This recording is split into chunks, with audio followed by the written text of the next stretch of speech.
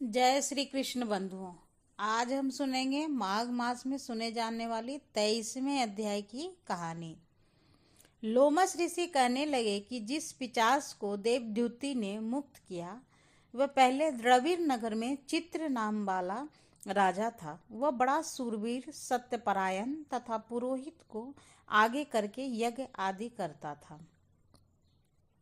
दक्षिण दिशा में उसका राज्य था और उसके कोष धन से भरे हुए थे। उसके पास बहुत से हाथी, घोड़े और रथ थे और वह अत्यंत शोभा को प्राप्त होता था। बहुत सी स्त्रियों के साथ क्रीड़ा करता था और अनेक यज्ञ उसने किए थे। वह नित्य अतिथियों की पूजा करता था और शस्त्र विद्या में निपुण था। ब्रह्मा, विष्णु, महेश तथा सूर्य की पूजा सदैव किया करता था। वह जंगल में भी स्त्रियों से घिरा हुआ कीड़ा करता था। एक बार वह पाखंडियों के मंदिर में गया और वेदहीन भस्म लगाए महात्मा बने हुए पाखंडियों से उस राजा की बातचीत हुई। पाखंडियों ने कहा कि हे राजन, शैव धर्म की महिमा सुने। इस धर्म के प्रभाव से मनुष्य पाप को काट कर मुक्त हो जाता है। सब वनों में शैव मत की मुक्ति देने वाला है। शिव की आज्ञा के बिना दान, यज्ञ और तपो से कुछ नहीं बनता। शिव का सेवक होकर भस्म धारण करने, जटा रखने से ही मनुष्य मुक्त हो जाता है। जटा धारण करने तथा भस्म लेपन से ही मनुष्य शिव के समान हो जाता है। इसके बराबर कोई पुण्य नहीं है। जटा भस्म धारण किए हुए सभी योगी शिव के सदृश होते हैं। अंध, जड़, नपुंसक तथा मूर्ख सब जटा से ही पहचाने जाते हैं। शूद्र वर्ण के शैव भी पूजनीय हैं।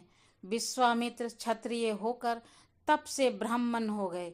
वाल्मीकि चोर होकर उत्तम ब्राह्मण हो गए। अतएव शिव पूजन में किसी बात का विचार नहीं है। तप से ही ब्राह्मण प्राप्त होता है, जन्म से ही नहीं। इस कारण शैव का दर्शन उत्तम है तथा शिव के सिवाय दूसरे देवता का पूजन न करें। शिव तपस्वी को विष्णु का त्याग करना चाहिए। विष्णु की मूर्ति का पूजन नहीं करना चाहिए। विष्णु के दर्शन से शिव का द्रोह उत्पन्न होता है और शिव के द्रोह से रोरवादी नरक मिलते हैं। इसी से भवसागर से पर होने के लिए विष्णु का नाम भी नहीं लेना चाहिए। शिव भक्त निसक्त होकर जो शिव से प्रेम करता है वह कैलाश में वास करता है, इसमें कुछ संदेह नहीं। इस धर्म का पालन करने वालों का कभी नाश नहीं होता। इस पाखंडी से ऐसे वचन सुनकर राजा ने मोह में आकर उनका धर्म ग्रहण कर लिया और वैदिक धर्म को त्याग दिया। वह श्रुति, स्मृति और ब्राह्मणों की निंदा करने लगा। उसने अपने घर के अग्निहोत्र को बुझा दिया और धर्म के कार्य बंद कर दिए। विष्णु की निंदा और वैष्णवों से द्वेष करने लगा और कहा, हे विष्णु, कहाँ देखा जाता है, कहाँ रहता है, किसने देखा है? और जो लोग नारायण का भजन करते थे उनको दुख देता था। पाखंडियों का मत ग्रहण कर राजा वैदिक धर्म, व्रत, दान और दानियों को नहीं मानता था।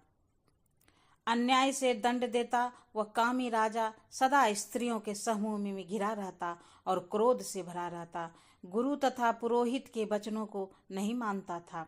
पाखंडियों पर विश्वास करता हुआ उनको गांव, हाथी, घोड़े और स्वर्ण आदि देता था। उनके सब कार्य करता, भस्म धारण करता और मस्तक पर जटा रखता था। और जो कोई विष्णु का नाम लेता उसको मृत्यु का दंड दिया जाएगा। यह ढिंढोरा उसने पिटवा दिया।